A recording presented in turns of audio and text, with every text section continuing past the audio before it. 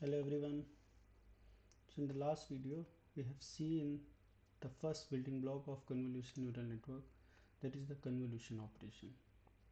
Now in this video we'll see other important building block of convolution neural network such as padding, channels, stride. So we'll see all these building blocks in this video. So let's go into the detail.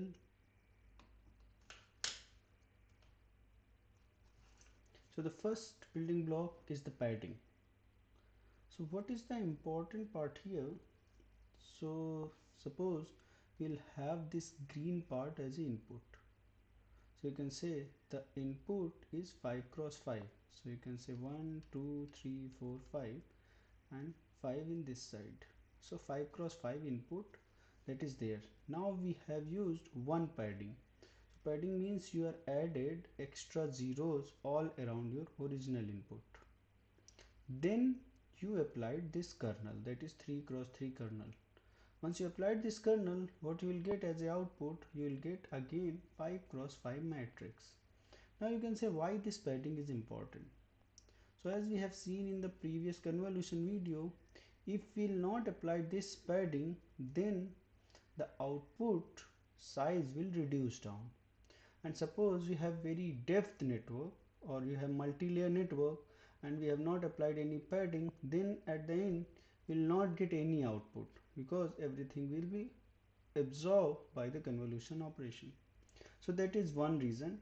While you want to preserve the size of the input in the output as well, then you will apply the padding. That is one very important reason.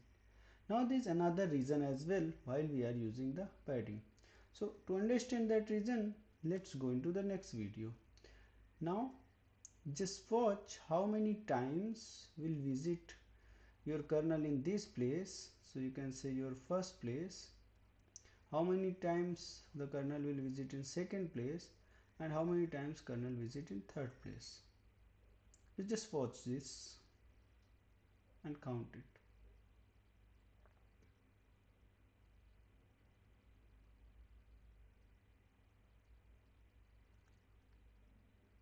So we have seen in the first place your kernel is visited only once. Now in the second place your kernel is visited 4 times. But in the third place your kernel is visited 9 times. So the important point to note is whatever it is in the center, your kernel will extract features from that point more exhaustively, or you can say more features will be extracted from the center as compared into the corner. But in a particular image there is a possibility your important features are in the corner as well. So in order to preserve these corners, or you can say in order to extract these corner features, you are adding the padding here, right? So that if you add a padding on the top of it, it will visit at least 4 times in the corner as well. So let's take one example. Suppose we are making application for attendance in a classroom. So the person who are in the corner, they also need to be marked as a present.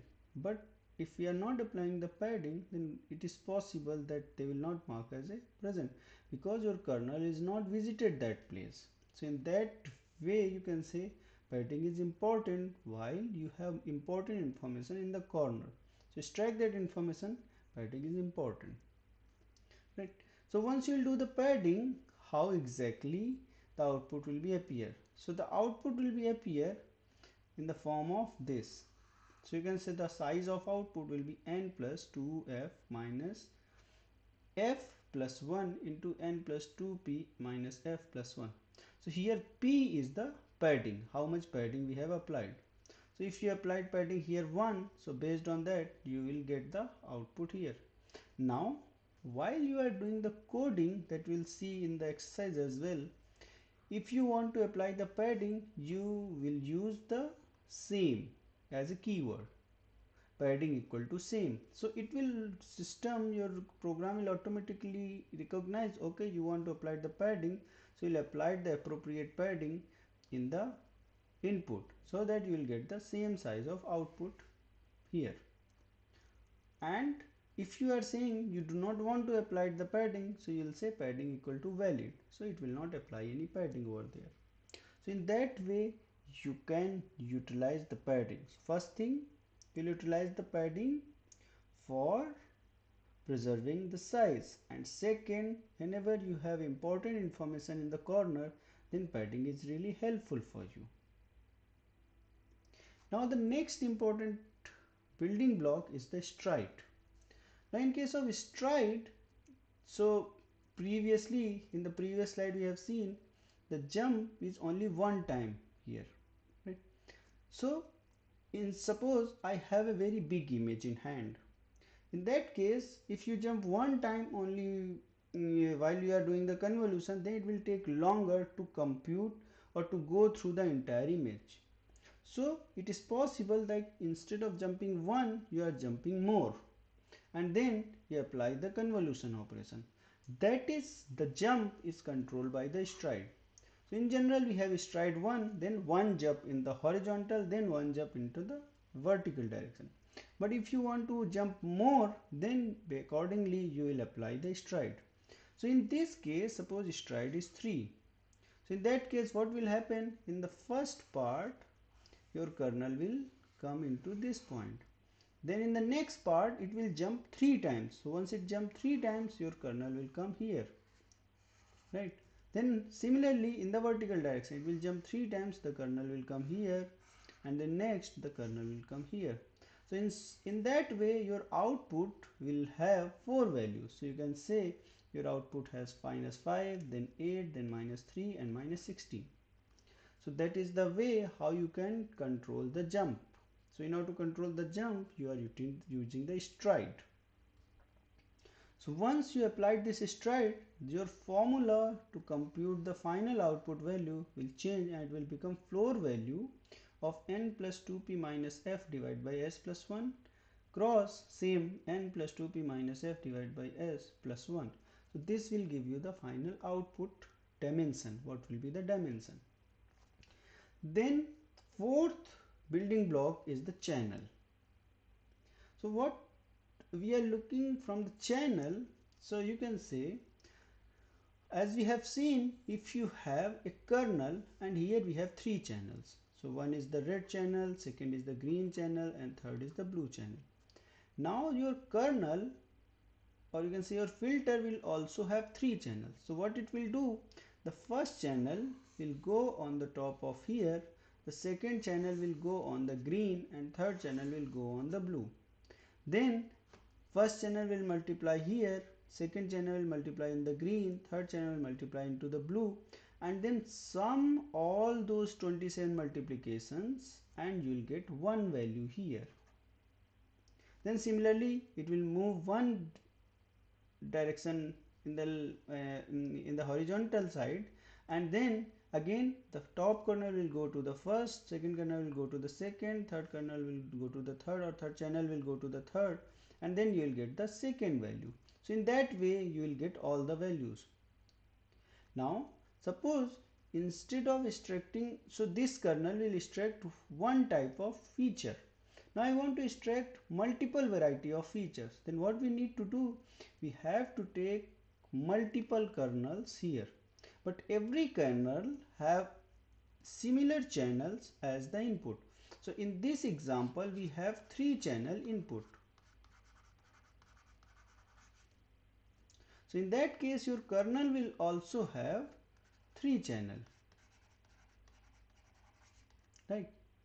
Now suppose we have in our example we have n channel as an input, then this kernel will also have n channel to take care of those inputs, right? Now this will produce, so one kernel will produce one channel output. So this one channel is looking for one kind of feature. Now what I want to extract multiple features from this input. So then what we'll do, we will add more kernels here. So this kernel will apply here and you will get one feature, then second kernel will apply here, you will get second feature. So it means once you will apply two kernels, your output have two channels. So in that way you can see the channel concept. So important part, whatever is here, so you can say this is n value, so this will also have n value, right? And if you have number 2 here, so then the output will be 4 cross 4 cross 2. 2 means one is coming from first kernel and second is coming from second kernel. So you have two channel as a output. Similarly, if you have m kernels here, so then what will happen? Every kernel have n depth, and that, so in this case the output will have 4 cross 4 cross m, because you have m such kernels, that is extracting m different variety of features. So that is the way how you can see the channel and kernel concept, right? So so you can say more descriptive way, you have one input here, you have two kernels here, then you will apply the activation function at the bias and you will get the final value. Now last and important concept is the pooling. So we have seen, like, we have a bigger value, or you can say bigger set of output produced here. Now what pooling is looking? Pooling is looking for most important feature from a bigger pool. So you can say from a bigger pool I want to select one value. That is the concept of pooling. So suppose here you have pooling function, the size is 2 cross 2. So what will happen? It will come here in 2 cross 2 and it will pool the biggest value. And once you pool the biggest value, it will say it is the max pool. So what concept is saying? That is saying, like, you are picking the most important features from one set. And how you define this most important features? Which have the highest activation value. Means for a particular input, if your impact is high, it means your activation is also high. So then you are picking that value in the next layer of output.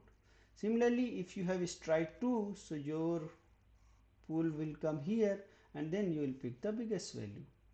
Then again stride 2, you will pick here, you will get the biggest value. Then again stride here to stride 2, so pull from here.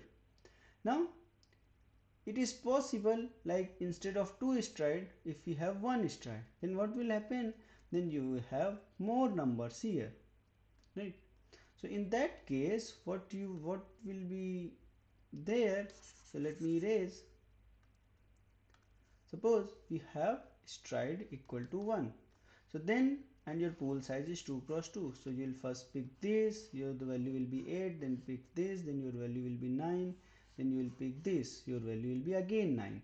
So the value will be 8, 9, 9. Now in the second, you will pick this, so value will be 9. Again you will pick this, so value will be 9. And again you will pick this, so value will be another 9. Now in the third and last, you will pick this, so value will be 9. Then you will pick this, value will be 9. And once you will pick this, value will be 4. So in that way, once a stride is 1, your value will be this from the pooling. So pooling is also traverse in the same way as kernels are moving, but instead of performing any multiplication addition, it will just pick the maximum value in case of max pool. But so if there is another variety of pooling, that is the average pooling. So instead of picking maximum, you are taking the average of all the values here and you are picking one value. So that is known as the average pooling. So these are the most important building blocks of any convolution neural network. So you can say these big networks are made from these building blocks. So in the next video, we'll talk about how we can make bigger network from these building blocks. Thank you.